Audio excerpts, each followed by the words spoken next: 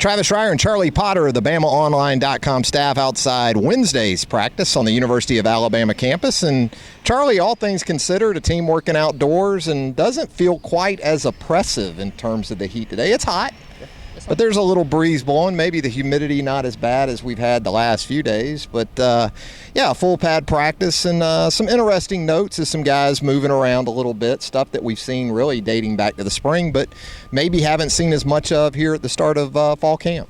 Yeah, we saw Kenyon Drake with the wide receivers, which, as you said, could have probably seen that a little bit earlier. But I think with the lack of depth at the running back position, they're probably just trying to get things short up there. But, I mean, Kenyon looks good at receiver. I mean, that's no surprise to anyone. Chris Black was moving a little bit better with the receivers today. Reggie Ragland was back with the inside guys, which is to be expected. And Dylan Lee was back up there in front with him. Other than that, I mean, just pretty much a normal day. I mean, we've seen, Marlon not doing much. It's basically the same thing we've been seeing. Yeah, it looked like Marlon was trying to maybe intermingle a little bit more, but, yeah, it didn't look like he's quite there yet. Dylan Lee switched over to outside as we were walking out, but it's pretty much status quo for a lot of these guys in terms of going back to years past even what they've done. There's no major surprises out there. I spent some time around the quarterbacks today, really watched those five guys. I thought they threw the ball extremely well. Again, this is individual periods. If they don't throw it well in individual periods, then you got a real problem. So I can report that all five looked pretty good throwing it around. And the receivers, it's still some newness there with some of the young guys trying to, understand coverages. Lane Kiffin out there trying to make them adjust to single high safety or two deep safeties. So even in individual drills, there's a lot of learning going on. And that's probably the time in camp right now where heads start spinning a little bit for some of these younger guys, and the guys who can process it and get through it are the guys you're going to see early in the season. But we talked about some young guys so far this preseason, a guy or two right now that's sort of standing out to you that maybe we haven't talked about as much. It's kind of tough to say because we don't get to see that much.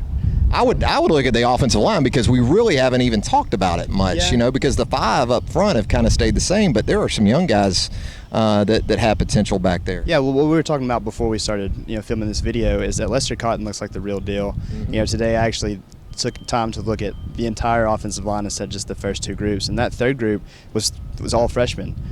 He and Matt Womack were the bookend tackles, and Brandon Kennedy was working at center with Richie Pettibon and Dallas Warmack at the guards. And, it's a good-looking group. I mean, I can see a lot of those guys pushing for playing time, especially Lester Cotton. I mean, like you said, and I agreed with you, that he has a lot of Chance Warmack in him, and he just looks like one of those grinders that can be one of the next good offensive linemen at Alabama. Has feet and power. That's a tough combination. I know right now the need probably is to maybe take a look at him at left tackle. He could probably do it if needed. But, yeah, when you talk about the potential inside, what this guy can do as a drive blocker, as a run blocker, kind of reminds me of Denver Kirkland of Arkansas, except I think Lester Cotton's in a little better physical condition at the same stage in his career as Kirkland was when he played as a freshman for the Hogs. But injury front, though, everything looks pretty good. Anything else of note grab you out there? I'm trying to think.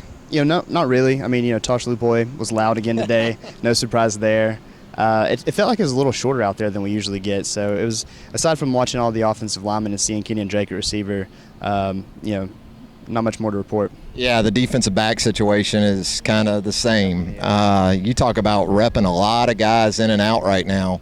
Between the freshmen, we saw Sean Burgess-Becker working some at what looked to be the star and or money. They're throwing a lot of things at a lot of these young guys. Minka Fitzpatrick continues to look as if he grasps things pretty quickly. That's going to help him. Kendall Sheffield looks good out there. Certainly a lot of potential, if not this year, then in the future.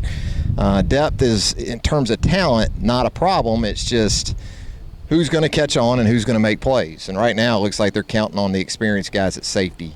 Although Ronnie Harrison's still very much in that mix as well. So that'll just about do it for this edition of Instant Analysis. We've got Nick Saban coming up after practice, maybe a player or two. Yeah, I think we're getting Reggie and maybe Kenyon. We'll see how practice goes, but those are the guys on the docket for now. So that'll do it for Instant Analysis on a Wednesday afternoon from the University of Alabama campus. For Charlie Potter, I'm Travis Reier, reminding you to keep it right here for all your coverage of 2015 fall camp.